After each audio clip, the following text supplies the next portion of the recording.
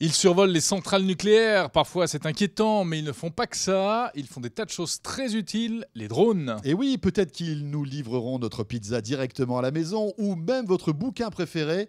Un spécial drone ce matin sur 01net TV.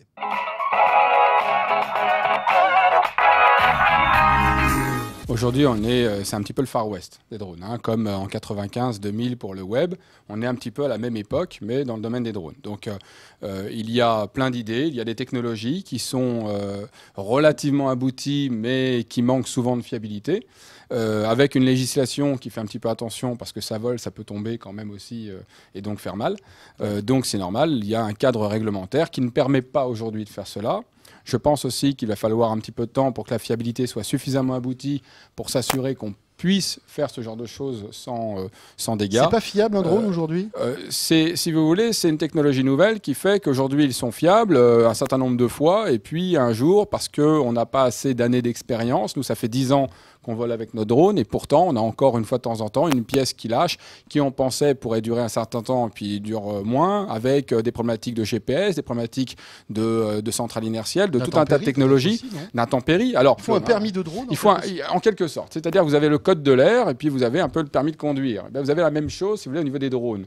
Donc c'est quelque chose, si vous voulez, quand vous voulez piloter un drone, il vous faut passer le code de l'air un peu comme le PPL, le code de l'ULM, et puis après vous pouvez vous donner à vous-même, votre société peut vous donner à vous-même, donc c'est pas vraiment comme un permis de conduire, une attestation qui vous permet de dire que vous attestez être capable de piloter le drone. Et en général, on passe quelques jours de formation, mais c'est encore assez succinct. Mais ça, c'est pour un usage professionnel. Hein. C'est ça. Parce que pour un usage loisir, on n'a pas besoin de passer un permis. Oui, Par absolument. exemple, J'achète une Bob de Parrot qui va sortir là. Alors attention, j'attire votre attention sur une chose quand même très importante, c'est qu'on n'a pas besoin de permis pour voler avec un objet de loisir, un jouet.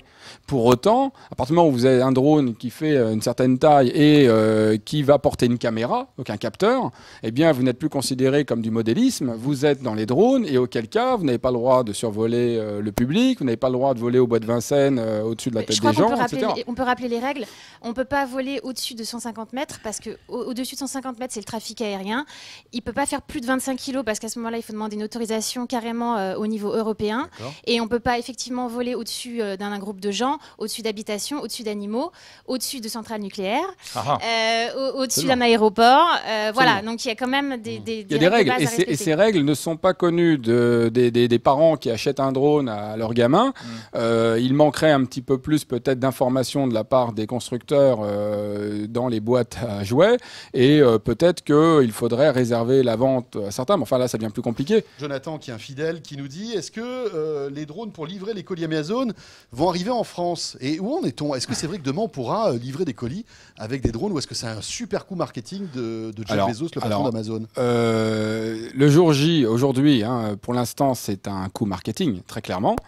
Cela dit, est-ce que ce sera rendu possible? Moi, c'est une évidence. Amélie ? C'est une évidence que d'ici quelques années, si vous voulez, aujourd'hui, ça vous semble pas vous gêner d'avoir une voiture qui croise une autre voiture à 90 ou 130 km/h. Ça ne vous gêne pas d'avoir un avion gros porteur qui vous passe au-dessus de la tête, qui pèse plusieurs centaines de tonnes. Ouais. Par contre, ça vous gêne d'avoir un drone. Aujourd'hui, les drones ne sont pas fiables suffisamment, évidemment, pour pouvoir réaliser ça. Le jour où les drones sont certifiés aéronautiques et peuvent démontrer de sauver des vies, que tout est automatisé, le vol est automatisé avec des technologies See and Avoid ou Detect and Avoid, donc pour voir et éviter, détecter, éviter, que tout est régi de manière informatique avec des drones fiables, il n'y a pas de raison. On a permis... ça viendra. Bien sûr, ça viendra. Ils travaillent déjà là-dessus. Oui, il y a déjà des expérimentations réussies dans des zones où il y a peu de gens. Absolument. C'est ça, c'est là. Moi, à mon avis, c'est là le problème. Attention, c'est juste une question d'époque. C'est comme si je vous disais en 1805, je vous amène une machine, je vous dis c'est une automobile et je pense qu'on va en vendre et je pense que les Parisiens en achèteront. Vous allez me dire, mais jamais de la vie, il y a des chevaux, les rues sont pas assez larges, on va se faire écraser quand on va traverser la rue et puis à 50 km/h, vous imaginez, puis je vous dis, mais non, mais ça ira même plus qu'à 50 km/h. Et ce jour-là, vous me direz, mais jamais de la vie, ça ne sera jamais accepté. Édouard. Moi, Moi, je pense que certains pays vont l'accepter assez vite, d'ici quelques années, 2, 3 ans, 4 ans. Je pense que d'autres pays mettront 5 à 10 ans. Si je vous avais dit en l'an 95, 90, tout le monde portera des téléphones portables, vous ne m'aurez jamais cru. Et si je vous avais dit en 95, 2000, tout le monde serait Internet, y compris les grands-parents, vous ne m'auriez pas cru non plus. Et c'est une évidence, parce que souvenez-vous, on est tous aussi assez âgés autour de cette table pour s'en souvenir.